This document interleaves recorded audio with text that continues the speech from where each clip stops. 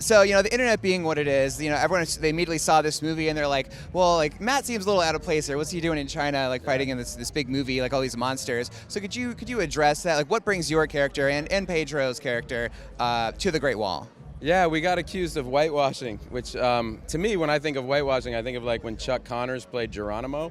But I had a few kind of visceral reactions to that charge. And, one was like, we all know that only the Chinese defended the Great Wall when the monsters attacked. You know what I mean? Like,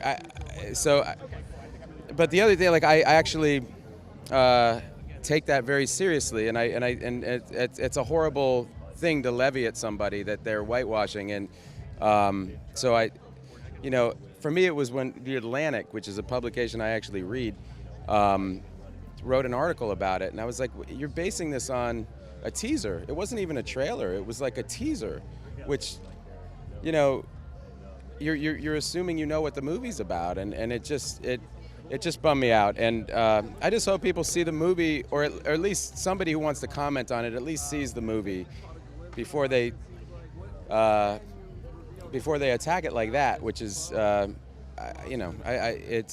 think I'd be surprised if people see this movie and feel like we're whitewashing. It's historical fantasy. It's a monster movie. Totally. And whitewashing is taking a role that belonged to someone like a person of color, then making it a white actor, Exactly. which is not what's happening here. It's really not.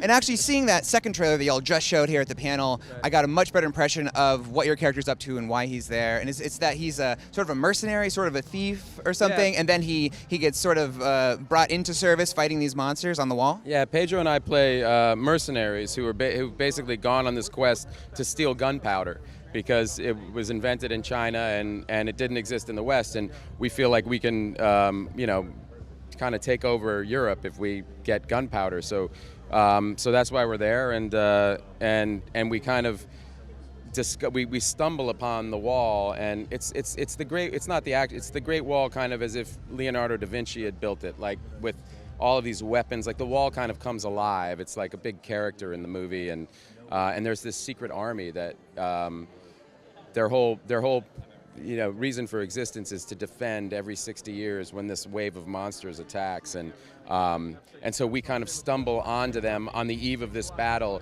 and kind of prove ourselves useful enough that we kind of get taken into their army. Yeah, and that sort of plot reason makes a great reason to have this big international cast coming together to make this movie. So what's that like for you, working with actors from all these different places to help defend the Great Wall? Well, like Jean-Yimo said, there were over 100 translators on the set. Like, it was the biggest movie I've ever been a part of. It was really cool. Like Andy Lau, who Andy Lau was in the Infernal Affairs, which was the movie that we based The Departed on, and I actually played Andy Lau in The Departed, so I kind of had a connection to Andy, and he's an unbelievable actor, and it was just really cool for all of us. I mean, we all did it really because of Jean Yimo. Like, when he invites you to do a movie, I don't think you can say no to that.